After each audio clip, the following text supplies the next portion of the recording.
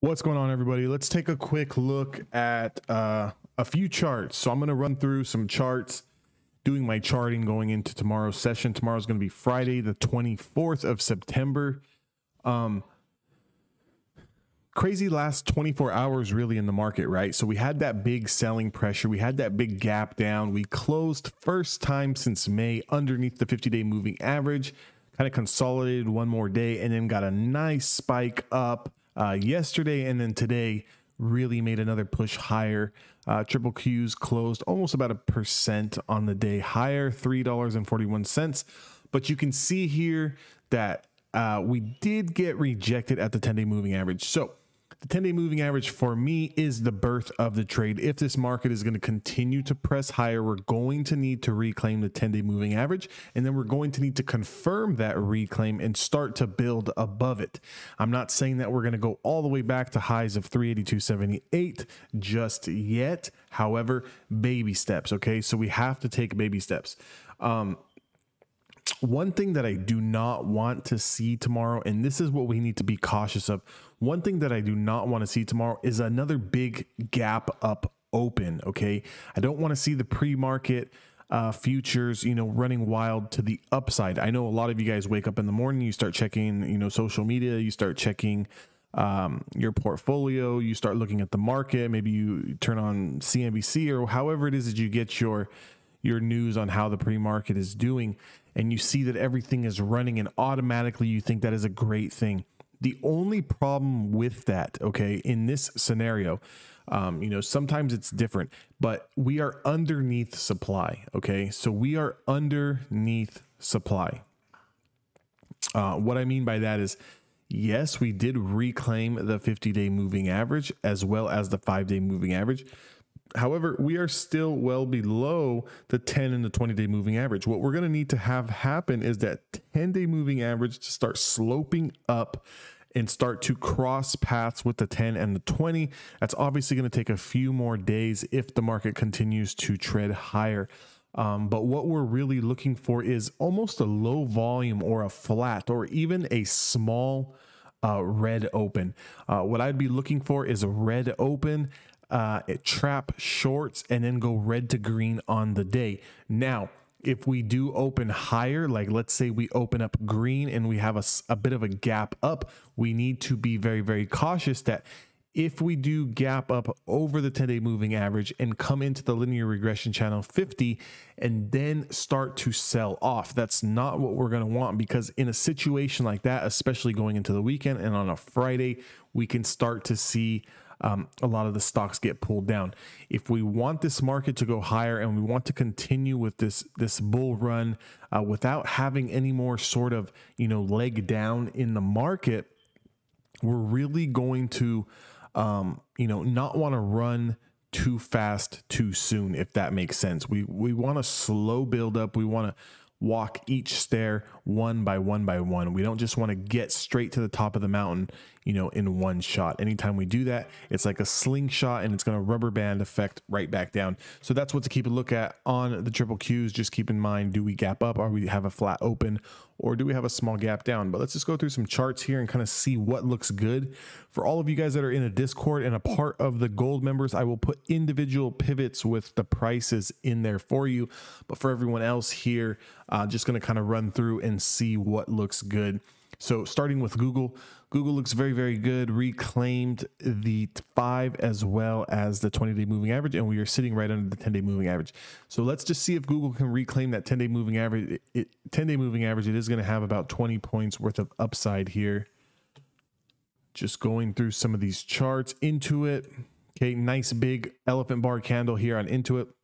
Intuit really needs to get over 582.96, currently at 577.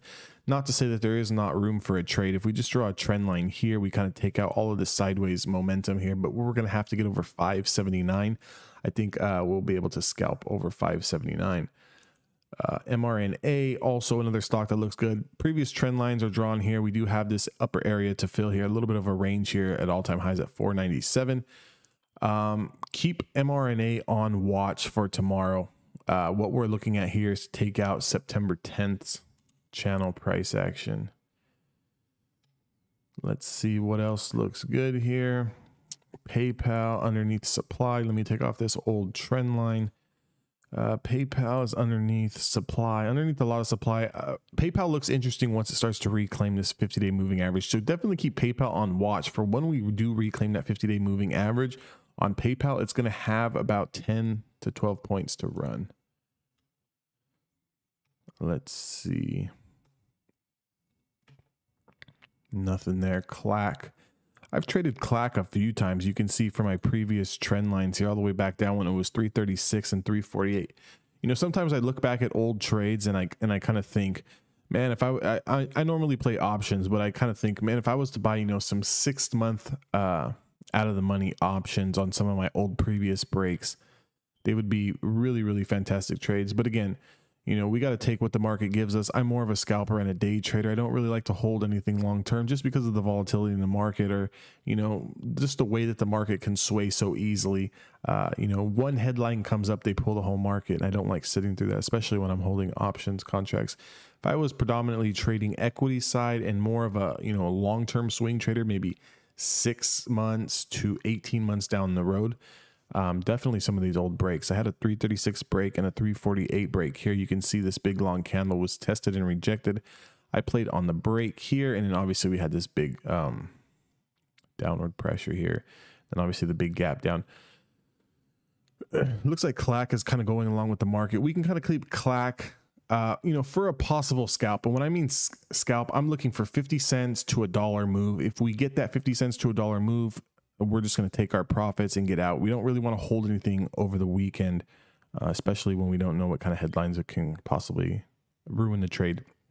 Let's keep Clack on watch over today's highs.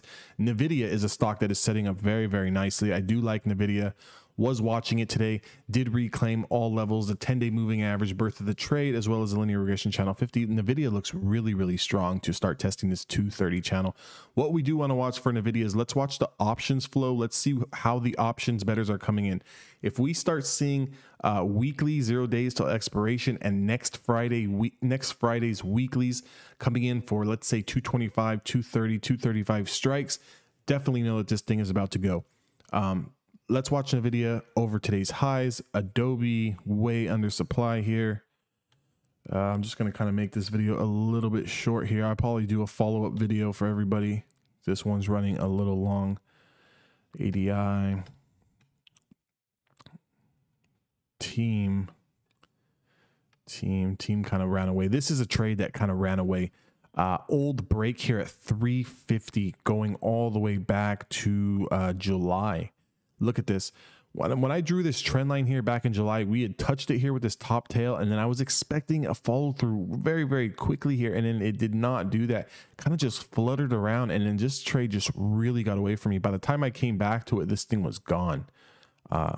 Great move. I wish I would have caught that trade. We don't catch them all though, right? ADP, this has had some downward selling pressure. I did have old resistance here at 203.53. We are kind of up at that level. This is more of a swing trade though. This is not really a day tradable stock. Even though the stock is up 3 points on the day today, is coming into a lot of supply here at the 20-day moving average, the linear regression, upper Bollinger Band, a lot of supply ahead. If you're looking for a swing trade, let's let this thing get over the 50 EMA at about 204.20. I think any daily close over 204.20, this thing has room to stretch another few points. AMAT is also looking good. Let's watch AMAT over today's highs.